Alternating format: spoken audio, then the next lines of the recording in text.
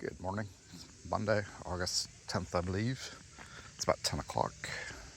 I've been up for about 20 minutes. I way overslept.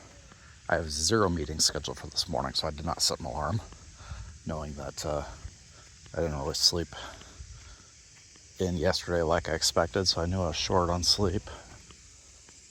But I figured I'd sleep till like 8:30, 8:45, not 9:30. But well. I am responding to a few emails, getting my time card for last week submitted. I just walked up to the bathhouse to use the bathroom.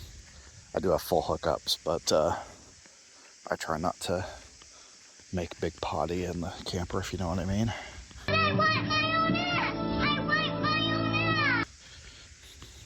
That is the cleanest campground bathroom I've ever seen.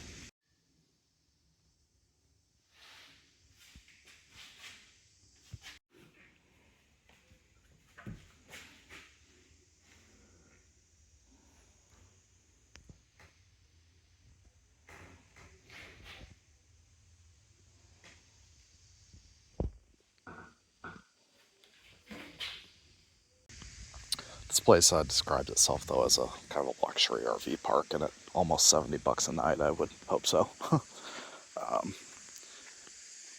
They gave me a map at check-in. I'll show you. I'll walk around the place, give you a tour later. But it's really kind of a family-oriented, like, luxury place. So I'm only here for one more night. I've got about a 3-hour drive tomorrow to Lake Louise, Minnesota, which is my next camp. Kind of my whole thing here is just 2 or 3 hour drive chunks to keep working my way back north. And the only reason I stayed here is I stayed here once when I was a kid with my grandparents. Maybe twice. I don't quite remember. I was really young when we did this one. And the cave tour is pretty cool, if I remember. So it was more about nostalgia and just seeing someplace I hadn't been in at least 30 plus years. And it was on my route up to Minnesota, and it was right about the right distance for where I wanted to go. But I do remember this waterfall. I'd completely forgotten about it until I pulled in here last night. Where I'm at, by the way, is a Spook Cave and Campground near McGregor, Iowa. Yeah, this is a pretty typical northeast Iowa bluffs. We're not that far from the Mississippi. But yeah, there's this little, I don't remember what this little creek is called. I had to look it up, as bugging me. This is Bloody Run. And yeah, you got this pretty cool waterfall right here.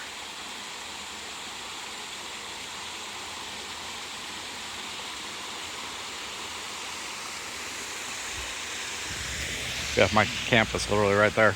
Actually, I may have to reorient my table a little bit so I face this direction so I can sit and watch that all day. Anyway, today's forecast is 82 with 726% humidity. It's going to be muggy and nasty. Anyway, it's going to be it's going to be muggy and nasty. They did push the thunderstorms out of the forecast for this afternoon now into tonight. So that is good. Apparently we did get a little wind last night because this stuff was sitting on top of the table. They do have a very strict rule here about no rugs on the grass, which is nice, trying to keep the grass alive. But that also means I don't have a place to kick off my flip-flops.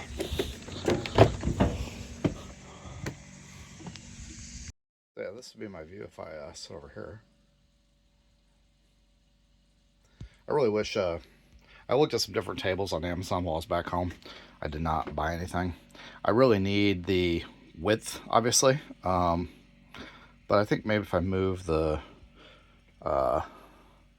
laundry basket over to the back where I normally sit, that I could squeeze stuff in and make it work. I don't know. Something to do. Anyway, I've got a few things I have to finish up So I got a time card submitted, some correspondence to return, and then I'm gonna go do that cave tour. She said it's about half an hour to 45 minutes. So I'm gonna get that done this morning before I do have some meetings this afternoon I gotta do. So anyway, yeah, that's what's going on here. I did, I did use the shower in here. Open up the window. That's dried out now. I did use the shower in here last night for the first time ever. That actually went pretty well. This thing has a 6-gallon water heater on it, both electric and LP, so the electric hot water heater was plenty hot, which I've known from just doing dishes. Yeah. And obviously with full hookups, I have the gray tank. I learned with full hookups, it's a good idea to open your gray tank, so it just runs. So yeah, I could use the shower, and you can't really see much out there. So yeah, the gray is open, so the shower's ran out. So it's good. And the shower head in here does have, I kind of noticed this before I didn't pay attention to it. It's got the little on-off thing around the shower handle. So once you get your water going and temperature right, you can turn the water on and off right from the shower head without having to bend over and screw up your temperature adjustments. So yeah, that worked out pretty well. I am definitely not used to Navy style showers. Got a little bit of a glare on that angle.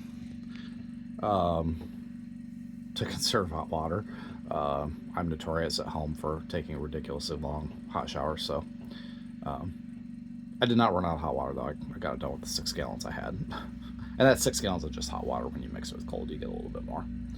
But with I think it's like 20. The gray tank is advertised as 30 in all the literature on this camper, but I think it's really closer to like 22, 25. But yeah, that kind of limits you on how long of a shower you can take anyway if you don't have full hookups. Anywho, yeah, that's what's going on here. I'm going to finish up some of this work stuff and wait for that to go do that cave tour before it gets ridiculously hot outside. Sign in the office says the cave is normally about 45 degrees, so, and that they recommend a jacket. So anyway, that'll be fun. All right, I'm gonna get my work done, and then I'll take you on a tour around this place, and we'll go do the cave. This is the map they gave me when I checked in. So I'm up here in 99, right kind of off the entrance. I have a lovely view out my window of the dump station. So yeah.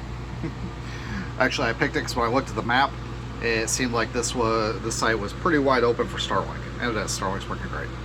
So yeah, there's a waterfall right across from me, the trout stream, and then these train tracks through here. They're active. I heard them about 3 times in the middle of the night. Might explain why. Then I woke up with insomnia at 5 a.m. I haven't had insomnia for a couple of months now. But yeah, that train waking me up probably had something to do with that. Yeah, they got all kinds of stuff here. We got the the air conditioning's off. Got the store, and then the cave tours, and it looks like they do golf cart rentals around here. I'm not going to be doing any of that. And yeah, lots of seasonal sites, playground for the kids and stuff. And down here, I probably won't be using this either, but there is a little lake and beach and stuff like that. I'll at least walk down and check out. So, anywho, it's 11:15. I'm caught up on work for the time being, and it's not 1,000,000 degrees out yet, so we're gonna walk up there and I just heard my computer chime. Anyway, I'm gonna walk up there and let's see what work wants, and then I'm gonna walk up there and do his cave tours. Oh, reminds me, I need to grab a jacket before I go, so I don't forget. I did actually hang up all my jackets. Actually, let's take this one. It's kind of a sweatshirt. All right, let's go and take a walk around this place. We'll stop at the store and get my cave tour bought. But that's the entrance over there by the bridge. Got dump station, campsites. I'm right next door to one of 2 camp hosts. Over here's the waterfall I showed you this morning. But we'll look at it again because I like waterfalls. We'll look at it from an angle today, or this afternoon or now or whatever this is.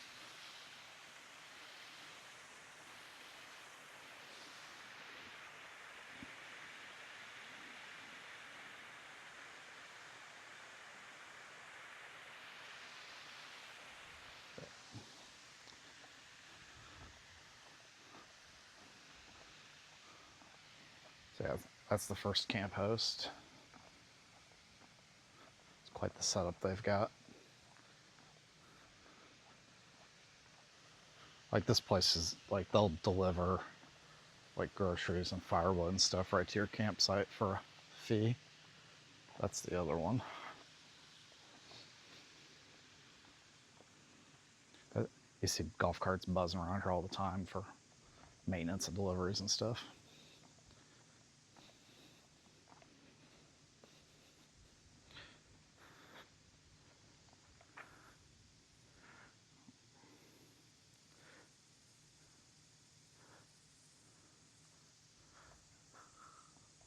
I don't know what Beulah Falls is, but I might look into that.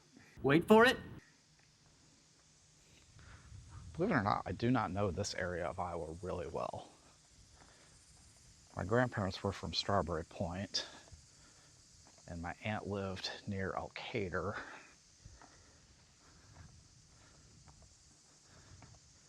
So like I've been to Garnetville a few times when I was a kid and stuff like that, but and obviously we came here once or twice when I was a kid, but I've never really gone sightseeing or exploring kind of up here by the Wisconsin border, because we're not that far from Prairie du Chien, Wisconsin. Anytime I came northeast Iowa, I was go and see my grandparents. But over there, yeah, you got the playground, a basketball court, and what I think is a giant sand pit.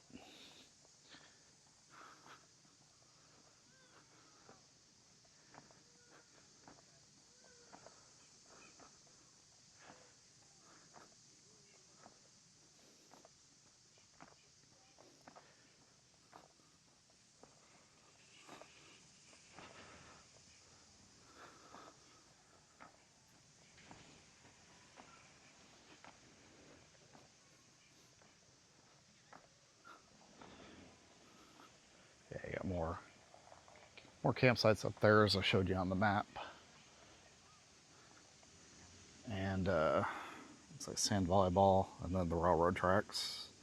Right here you got the bathrooms and laundry. I showed you this morning. Over there's the golf cart rentals.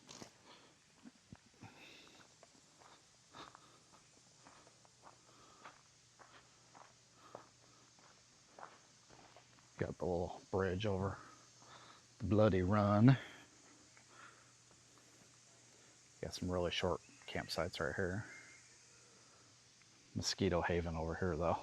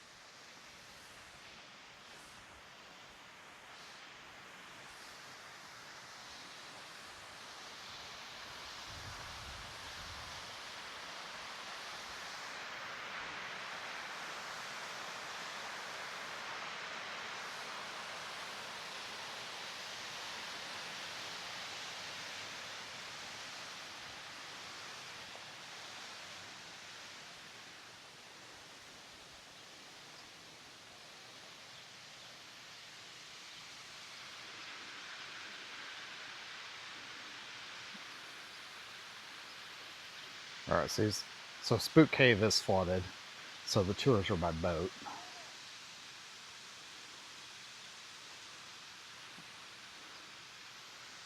I remember that from when I was a kid.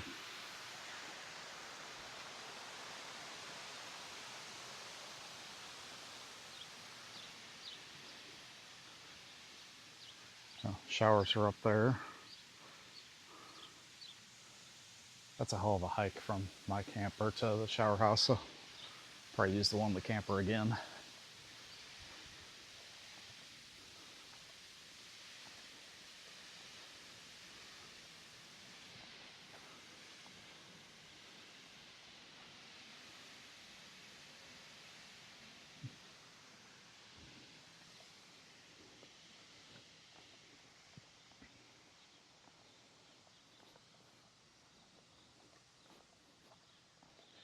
This is the event center.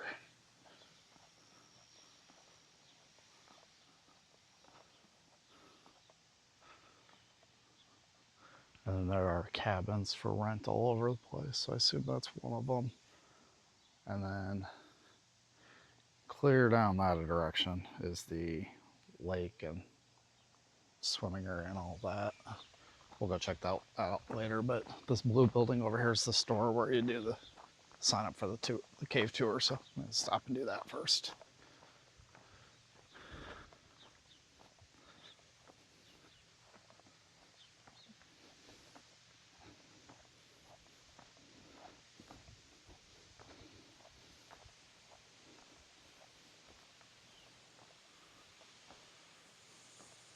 I guess we can walk up this way.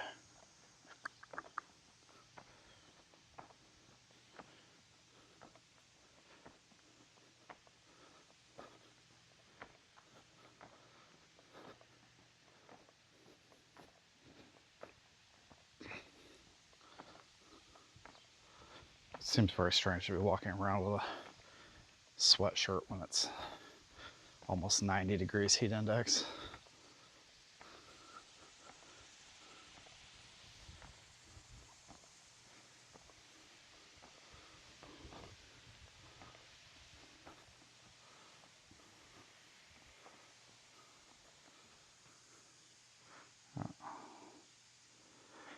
I don't know how well I'm going to be able to film this. I'm going to try. But if I remember right, it's pretty dark in there.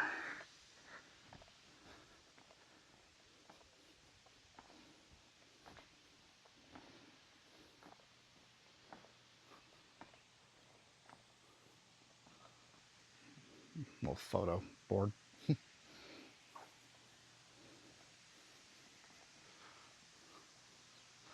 Yeah, this place is really centered around kids' activities and kids at heart.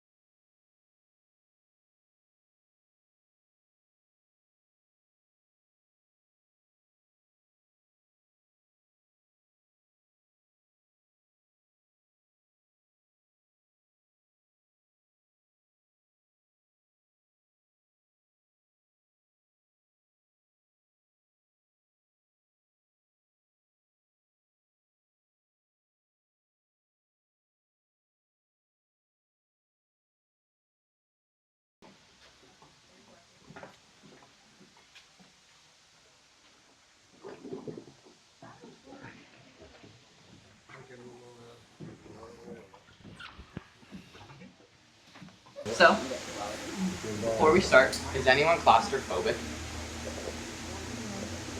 Not that we know of. Not that we know of, yeah, we'll find out, right? My name's Jason. I'll be your tour guide. But I'll ensure you can't hear me because I'm not speaking loud enough. Speaking fast, whatever. Starting this man-made pond. I think up to the left is past the boat. You'll see a dam. That dam keeps the water level safe inside the cave, so we still do too. We don't like when people have to travel really far. I know we tell them they can't do it here because the water's too high, too low. Yeah. So the water levels by the dock were about 2 to 3 feet deep. They get to about 4 to 5 feet in the middle of the pond. And the deepest part in the cave is about 6 feet. So if you do fall out, just stand back up. It stays between 3 and 4 feet most of the time. No one should have a problem with falling out. Pretty much have to jump out. No one's ever fallen out. Don't be first. Because you can't get back in. That's my one rule. If you fall out, somehow you fall out. You can't get back in because I have to come off the boat. So above me is a beautiful 90-foot bluff. And below it is an even more beautiful cement box. The cement box is going to protect us from falling rocks, trees, sticks, the occasional deer. Anything that's going to fall off, hurt us, or block the entrance to the cave. You are going to feel the air temperature drop as we come in. The air temperature inside the cave stays at 47. The water temperature stays between 37 and 42. It is cool. The air does feel nice, but the water is cold. So, I'll give you guys a little brief history on the cave. So Spook Cave started as a 6-inch hole in the bluff, about right here. The locals called it Spook Hole because they heard spooky noises coming from it. And then one day, a guy named Drew Milky asked if he could dynamite back. He dynamited back about 90 feet. That's why the first 90 feet is low. Is anyone feeling claustrophobic now? No. If I get too close to the wall, feel free to push off a little bit. Don't push off really hard because the people on the other side of the boat aren't going to be happy. Land the wall. So, as you come in, you see how the ceilings are flat and the walls are rigid. Yeah, you part the ceiling and the wall for now. This is not natural for a cave. We'll get to what a natural cave looks like in a little bit. Okay. So as we come through on the right side, you'll see an original crawl space that Gerald Milky found when he dynamited back. He also used this to dynamite the rest of the cave. So that helped him a lot. On the left is our guard lizard, Francis. If you don't say bye to Francis on the way out, he will fall his own eat. He's eaten everything in Spook Cave, including his own skin. Watch your head on the floor. Oh my goodness. Can we take pictures of it? You can take pictures. You can take pictures of anything you want. So as you come through, we like to call this Lover's Lane because you learn to love your neighbor or the wall. If you don't love your neighbor, you can push off the wall and you won't have to deal with them the rest of the tour. So right here, as we come under Lover's Lane, is the deepest part at 6 feet. I don't think you'll have any trouble falling out here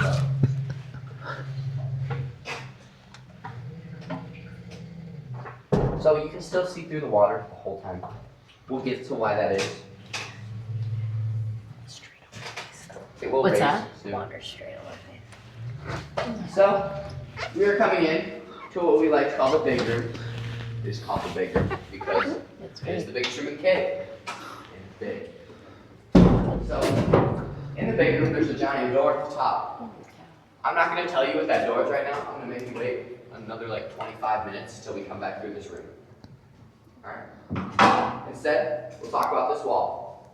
It said if you touch this wall and lick your hand, it'll taste like seafood. If you want to try, I'll get closer to the wall. Sounds about right.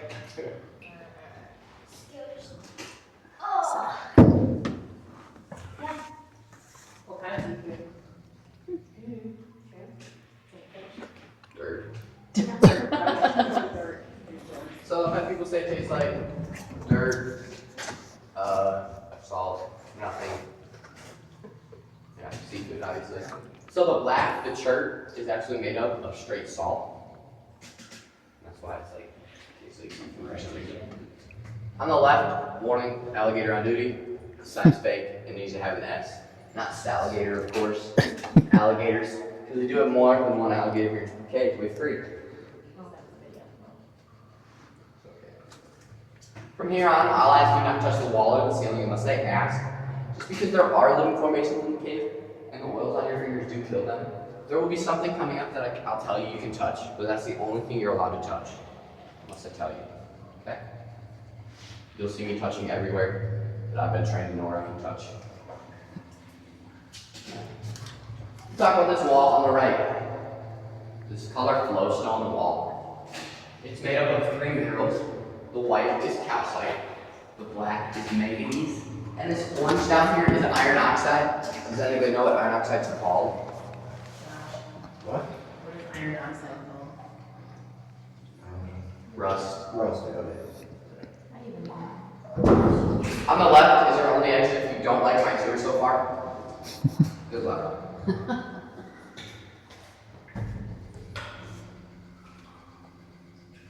So,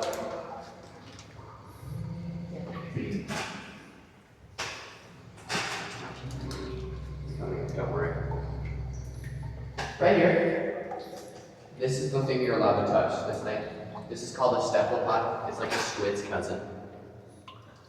It's kind of smooth. It's the only fossil we have here in the cave. Yeah. And now, we're going to be coming under a giant hole in the ceiling. This giant hole is called a cave chimney. It's the bottom part of a sinkhole. And it's what also gets air in the cave, it's how we're rated. And just been a snake that fell out of when they do a tour boat. The tour guide actually jumped out of that boat just like I would because I don't like snakes. Hopefully, you guys know how to run like this. It does say forward and backwards, so it'll be fine.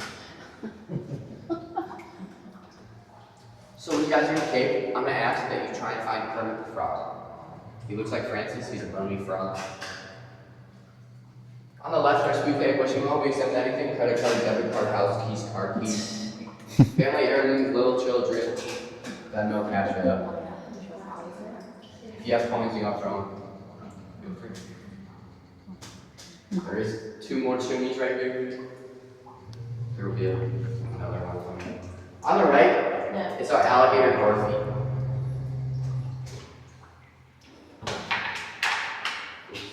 She's one of 3. And now this is Spook Cave, so I can tell you guys a spooky story. There was a guy named Old Joe Smiley that came in the cave to clear out the mud. There's a lot of mud. One day, it flooded while he was in the cave.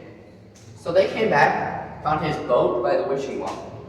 Came back a little further, just around the corner.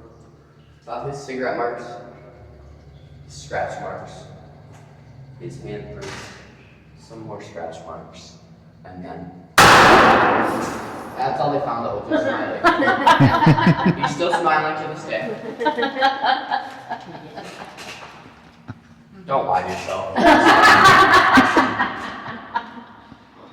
So if you look up to your left, you'll see this V-shaped dome. If you look forward, you can really see it. This V-shaped dome is called a lifeline. Cave scientists use it to tell how old caves are. Somebody guess how old the cave is? 45. Anybody else? It's 60 years ago. 60. I don't know. It's just about 750,000 years old, which is young for a cave. Most caves don't get found until they're 1 to 2 million years old. Have you guys ever heard of counting the rings to see how old the trees are? It's like counting the layers of a rock. I don't know what's considered a layer. So when we came in, like I said, the ceilings were flat and the walls were rigid. That's not normal. The V-shaped dome, the lifeline, is normal. And curved walls are also normal. Have you guys ever been to a different cave? Mm-hmm. Yeah. Have you guys ever been to Spook Cave before? No. First timer. As we come in here, we start to see some of our first stalactites. We have stalactites and stalagmites here in Spook Cave. Does anybody know the difference? Stalactites might reach bottom, stalagmites might be. There you go. Stalactites hang down, stalagmites grow up. Stalactites, these ones grow about 1 inch every 100 years. The stalagmites grow about 1 inch every 300 years. It does change per cave. But for every 1/4 inch of a stalactite that you touch, it's $500. Every 1/4 inch of a stalagmite you touch is $800. If you hit your head, it doesn't count. Actually, kind of, if it was intentional. Coming up on our grade. Yeah. I've been told these look like shark teeth. Yeah. A little bit. Watch your head. You can push off that wall if you're going to hit it in the back. You're good? Still good. Okay. I've been told, or no, I've been told they look like shark teeth. I just said that. Yep. If you look right here, you see how it kind of looks like water is dripping right there? That's not water. That's still the rock. So what happens is the white calcite has carbonic acid in it that eats away at the weaker parts of the stalactite. And it ate away at it so much, made it completely transparent. If you look in the back, you'll see these hairy-looking stalactites.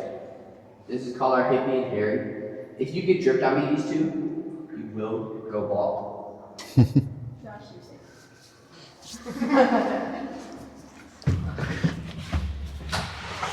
So, jump.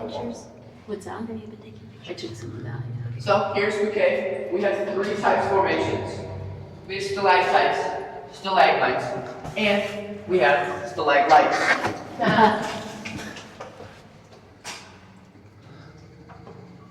You guys like milk, cows, cheese.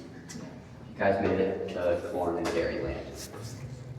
If you didn't already live here. So, some say, well, I'm gonna let everyone get off corn. Some say that this formation is utterly amazing. Or utterly fantastic. That's called a column. That's what happens when stalactites and stalagmites meet. That forms columns like that. We'll get what more columns look like in about 30 seconds. I've been told this looks like a bat. But on our left is going to be our frozen waterfall. It is nor frozen or a waterfall. This is what happens when stalactites and stalagmites meet. They form clusters like that. I will stop for pictures on the way back, and I'll pass the flashlight back. Yep. Just so I don't. I'm sorry, what you did. So, we're coming through what we like to call Formation Alley. It's the lifeline to watch formation in it. Hopefully you remember that. I'm going to tell you to remember that because we do play trivia on the way back. Hopefully you've been listening. Right. If you look up at that light, you're going to see some hollow stalactites. These are called our soda straw stalactites. They can only grow up to about 18 inches and then they break off with their own weight. You could drink out of them, they'd be very salty. And you'd get fined if you touch them. So, now if you look up by me, that's called our elephant trunk. When we go by it, if you look kind of back, it really looks like an elephant trunk. I sailed flat on the bottom and the rest of them are pointed because the tour guide hit her head on it and broke it. She got a doctor's bill and 2 weeks notice at the same time. So, if my research is correct, if Google didn't lie to me, this stretch called Formation Alley is actually what has the most stalactites in Iowa. We have the most stalactites in Iowa, but we have the least amount of stalagmites. Can you guess how many stalagmites we have? 0. 33. It's close to 0. 2. It's 1. We passed it, I'll show you a little bit. Now if you look up, we got a really long stalactite above you. It's the longest stalactite in the cave at 27 inches, which also makes it the oldest at 2,700 years old, which is young compared to the cave.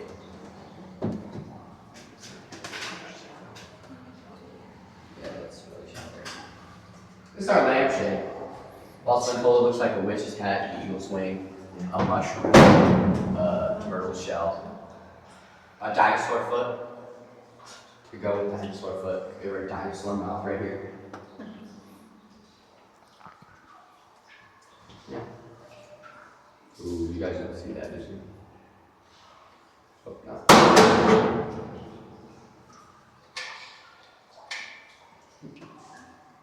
So this is where we turn around because the water gets too shallow and we'll get stuck. So you've been able to see through the water the whole time. Do you guys know why that is?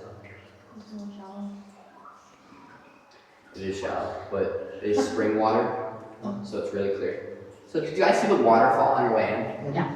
We've been slowly wrapping around, and back there, you'll see a cement pillar on either side.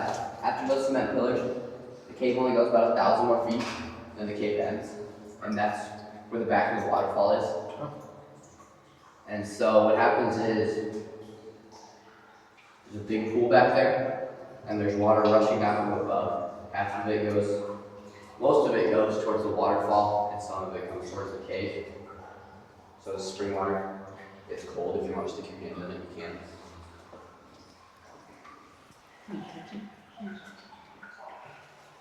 So right now, you're about 2.5 miles into the cave. It probably doesn't feel like it though. It's from all the curves. And you're 120 feet underground.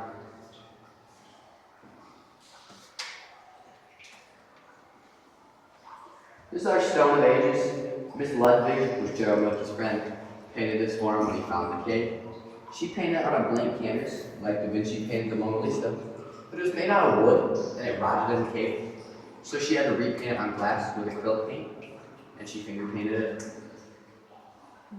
And now I will ask if you guys want to go complete cave dark. Yeah, no. Yeah. You got it. Okay, sure. So you hear the water run behind me. That's what they heard, is the spooky voices. You tell me if you hear voices.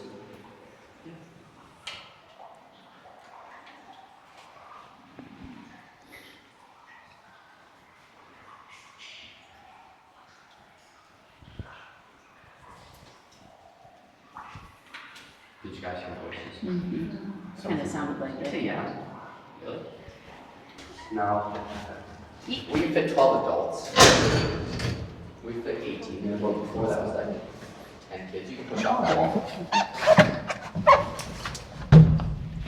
There we go.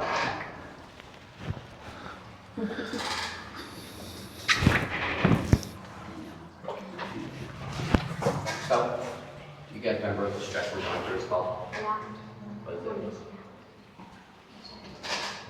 You're the first person that remembered that. They didn't have to write it down in their notes on their phone. So who think they traveled the farthest to get here? We'll just go. How far do you guys travel? We're, 3.5 hours away. yeah. You guys? About the same. Yeah, Three. same. 2.5. 2.5. Ty? Where'd you guys come from? Carlisle.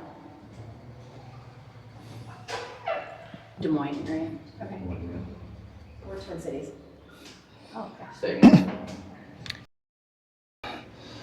Oh, Quad Cities, right?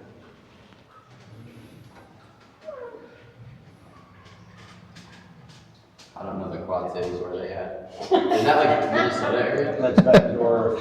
Oh, Bettendorf? Yeah, there we go. Davenport. I played plenty of baseball tournaments at TUK. Big sports complex down there.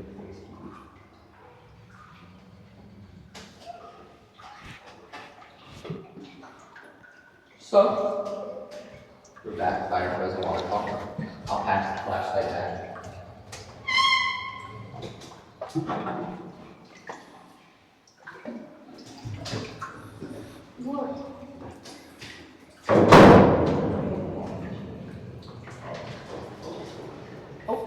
Oh, you're good, don't worry. It hit it right at the perfect time. So, How far does it go? 90 feet. So at the bottom of our present waterfall right there is our only two living stalagmites, or our only one living stalagmite. You guys know why? It's because the water is normally too high to drown. But right there, it's really shallow. I'll take that flashlight. There's two rats right there. The one on the right, his name is Ratatouille, and the one on the left, his name is Remy. I had a little kid try and name the one Jamal. I told him, no, that's dumb.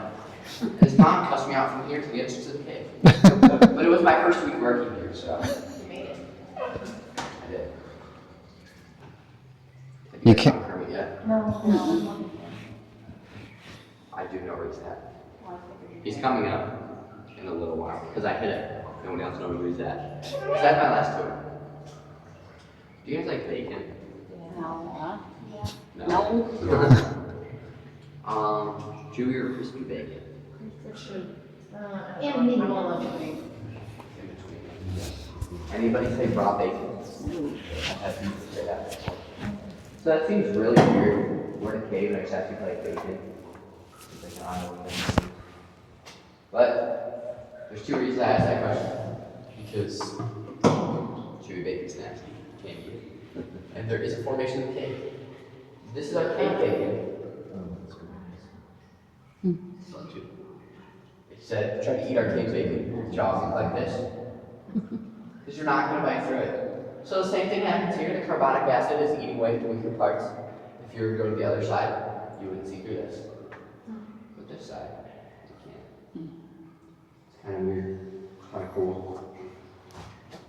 Again, don't get dripped on. Otherwise you are going to go bald. But if the first way is you can take mayonnaise and take you can dump it on your head. You can send some kid video. And then we'll laugh at you. We'll post it everywhere. When your heart goes 3 times faster. And that's because it like makes carbonic acid. Makes it grow really fast. Or the second one is just to tip your tuber guide.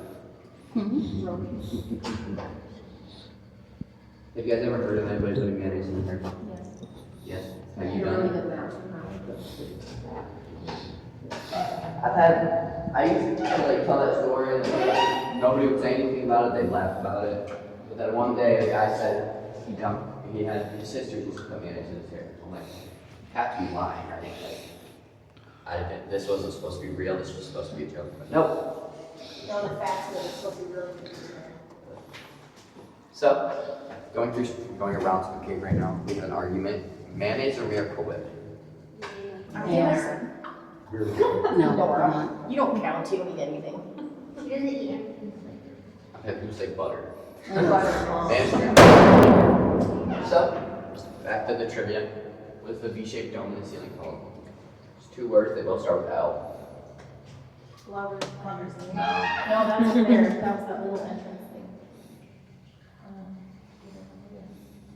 Lifeline? There we go. Oh, okay. Lifeline. Now this question is going to be a complete guess. What holiday does Spook Cave open on? Christmas. Halloween. 4th of July. Valentine's. No. 4th of July. October. Oh wait, it opens in May. Memorial Day. Nope, but I get that mixed up with Memorial Day. Labor Day? It's coming up, Labor Day. Labor Day. It's in September, it seems kind of weird. Labor Day of what year? Set it on the chair out front. 55. 55. Labor Day of 1955 is when the first tour came through Spook Cave. He found the cave in October of 1953, so it took him just over 2 years. He started excavating in December of he started dynamiting in December of 1953. Because they thought dynamiting in the winter would be better because nothing would cave away. But with the cave being at 47 degrees all the time, it caved away anyways. They tried to preserve the cave, but they couldn't. Because it just caved away. So back in Formation Alley was all natural cave. No, that was not good. They just found it like that. You had a coin? Okay.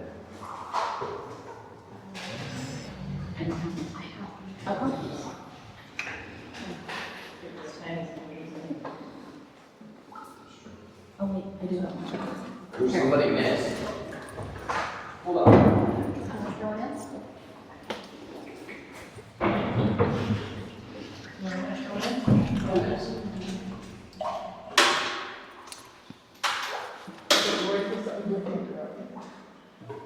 You did. No, but that's checked it. That's okay.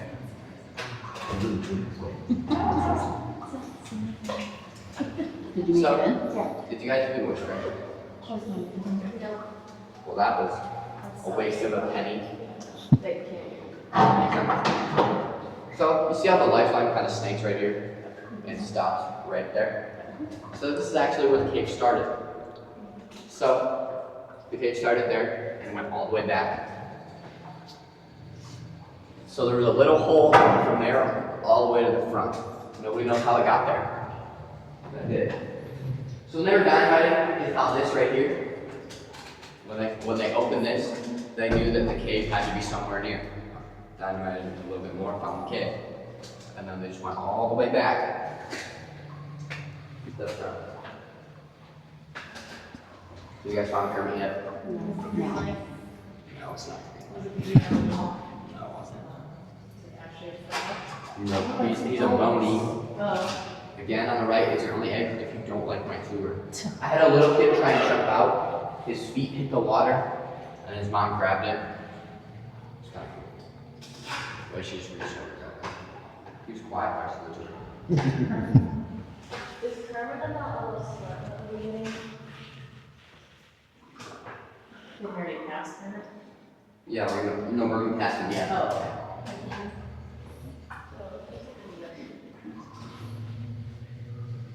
But coming this way, you couldn't see him. None of the tour guides know where he's at. Except for me. Me and 3 of my tours. Actually, 2 of my tours until you guys can see me.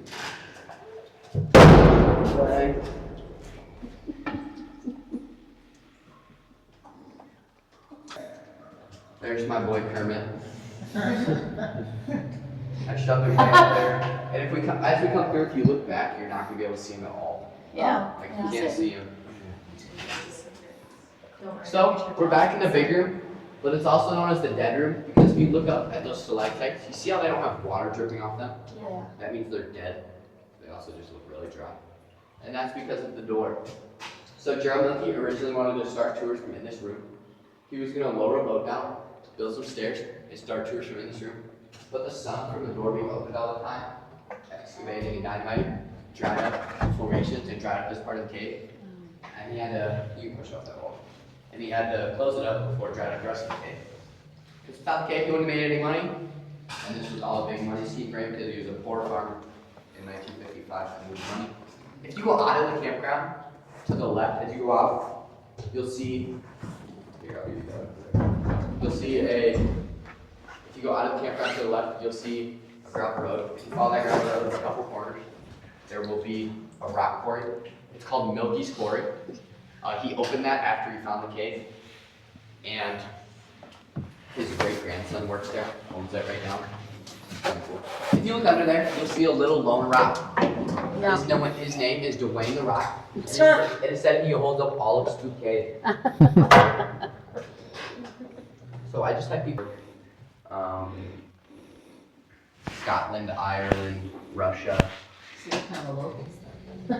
a lot of locals. Watch your head. So they're called Muscovy ducks.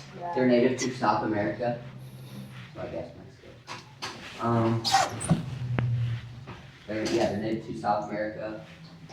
Florida imported them in 1990. A lot of them. So as you come out, let's make sure to say bye to Francis.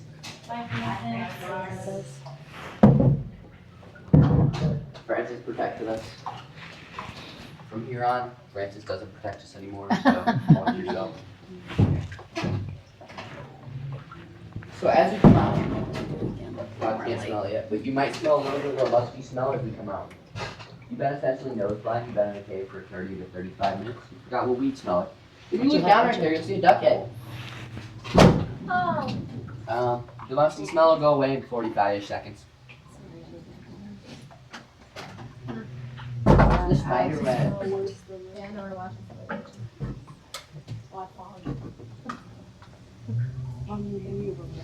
I didn't think about it. Oh, wow, it's really humid. Oh, I fucked over. Yep.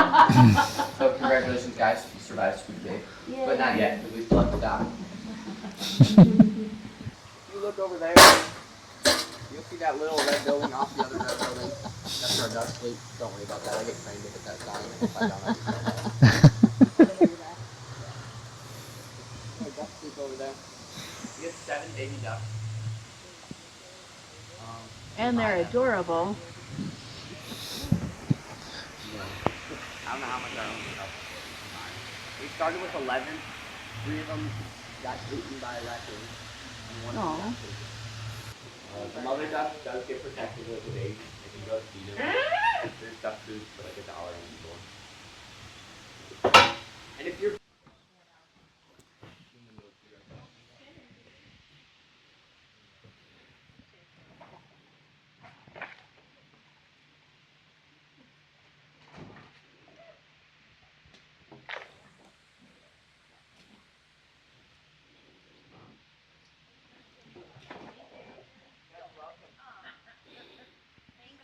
Thank you.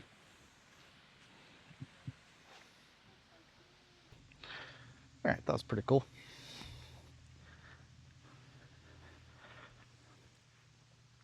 I really don't remember that at all from when I was a kid. The only thing I remember is I know my sister and I went in there with Grandpa.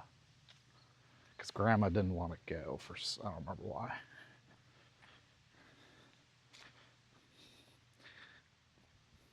But anyway, I was right about 30 minutes. I'm going to walk back to camp and see how many emails I missed and get back to work for the rest of the afternoon.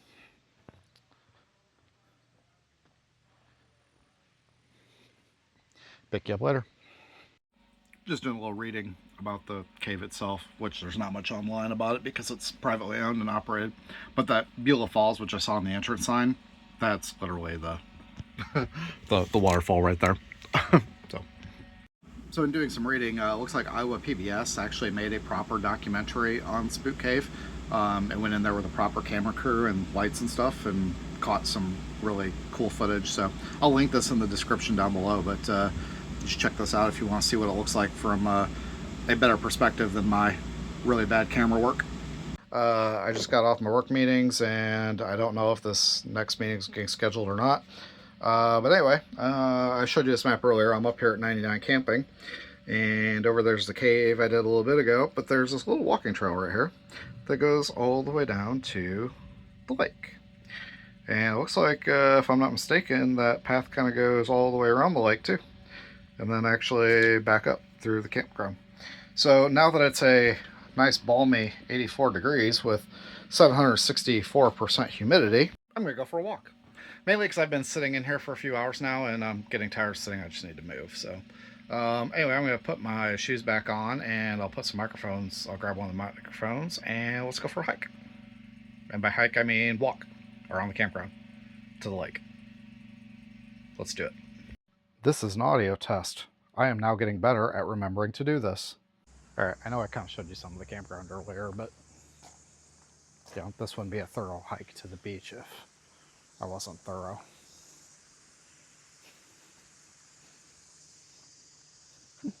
Got these two butterflies.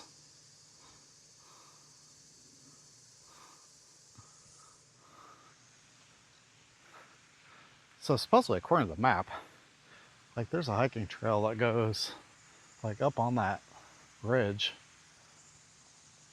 But I don't see where you get on from this end unless you go like out towards the road or something.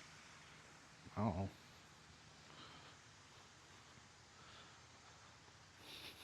It is muggy. You can see it's pretty overcast. It's supposed to storm tonight. Yeah, definitely quadruple digit humidity today. Looks like another cave tour is just coming out.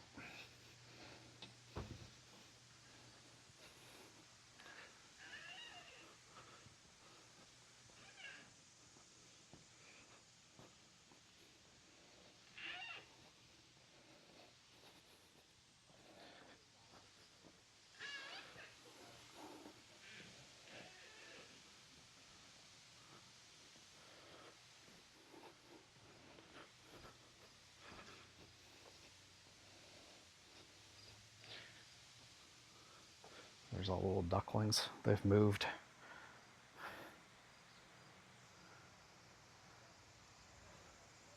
They were over by the boat dock earlier. Tour guide earlier said the mama gets kind of mean if you get too close to her chicks.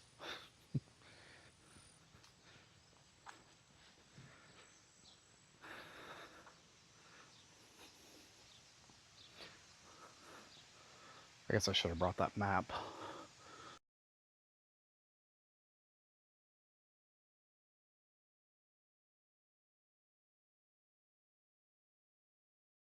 I'll just take the road down to the little beach lake thing because I want to check that out.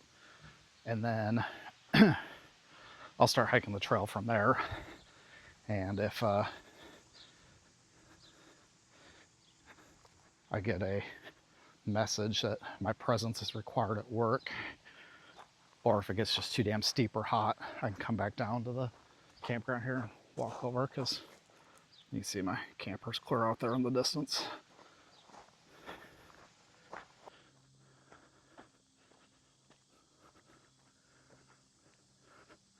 I'm guessing that is the path up to the trail. This is a pretty good hill climb right here.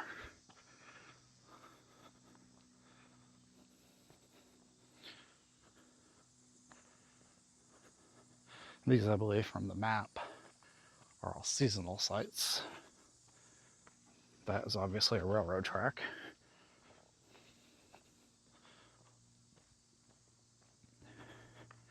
I see now why they do golf cart rentals for people camping that want to go down to the little lake. And see, they got a bunch of little kayaks. I wonder if this little lake up here is kayakable. Probably won't do that because I'm leaving here tomorrow to move on. And it is pretty warm today. It's a stocked pond, catch and release. Looks like a pretty small pond. I don't think I'll do any kayaking on it, even if I felt up to it. Like that's like, this whole place is pretty family oriented. Like that's little kid kayaking. So that is the pond. Looks like it kind of goes out a little ways past these trees.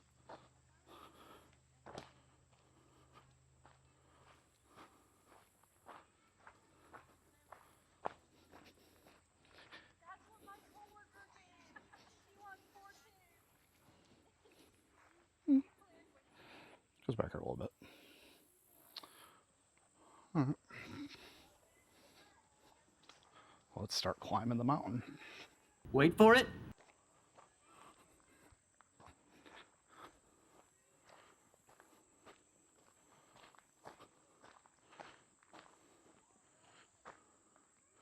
Or maybe not. Oh, I guess the trail's on the backside of the lake. I went the wrong direction. All right, we're getting some extra steps in today. Okay, we're now on the trail. At least what I think is the trail. One downside of this is, since it is an out and back trail, I mean, it starts on the opposite end of my camp. So I'm basically going to hike this trail out to where my camp is, but that's a cliff, so I have to hike it back out to here to then hike back up to my campsite. So this is a fairly intense commitment on how far I go.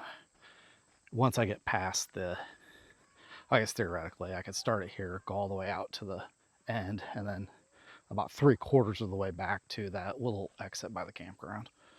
Or by the, yeah, where the one little, you know what I was talking about, the little campground road between the store and here.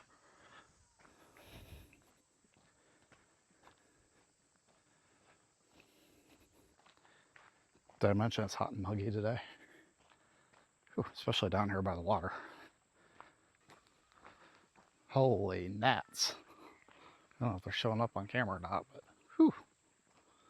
So there's just some tent camping sites out here. That explains why this road is about a car's width. I kind of forgot these were down here on the map.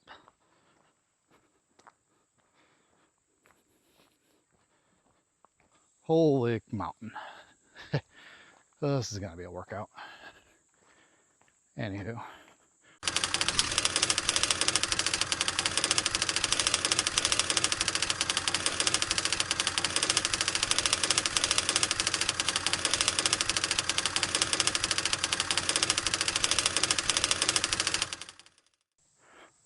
We're going to call this good enough. I can now say I've seen the hiking trail, and it just wasn't that great.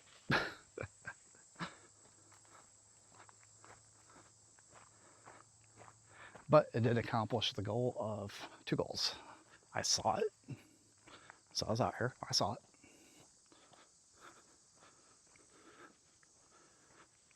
And it got me out of the camper and moving a little bit between work sessions. So yeah, and I saw the little pond. Mission accomplished. Yep, I can believe that. So yeah, thunderstorms tonight.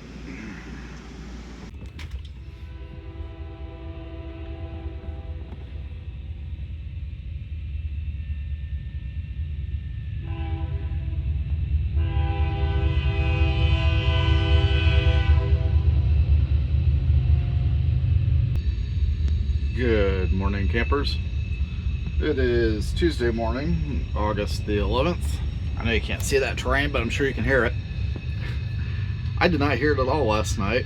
I didn't even really record an end of the video day. As soon as I got back from that little hike I took, I got pulled into an emergency call with a client who had a severe impact emergency, and I was on the call with them until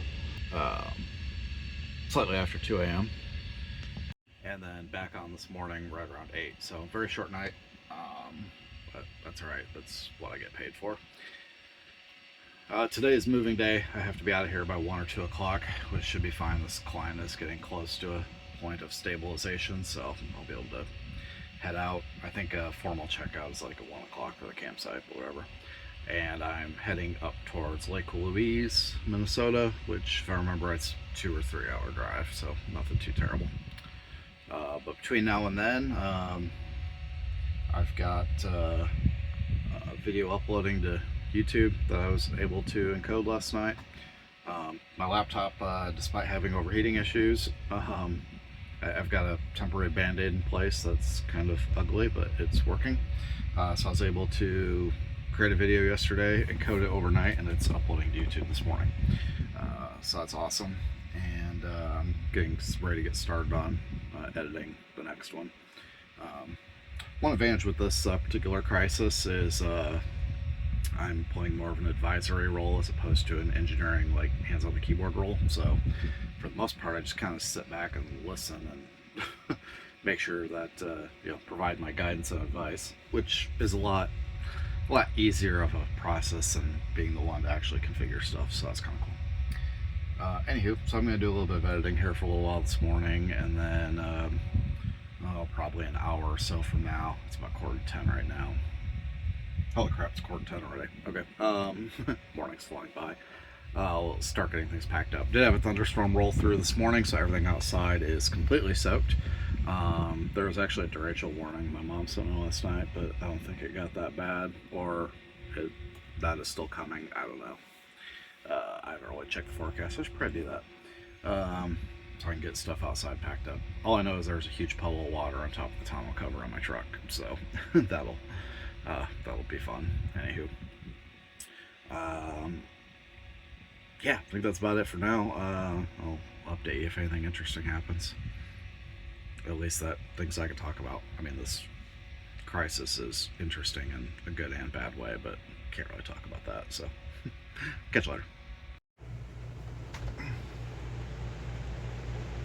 Call the sign on this current user one more time.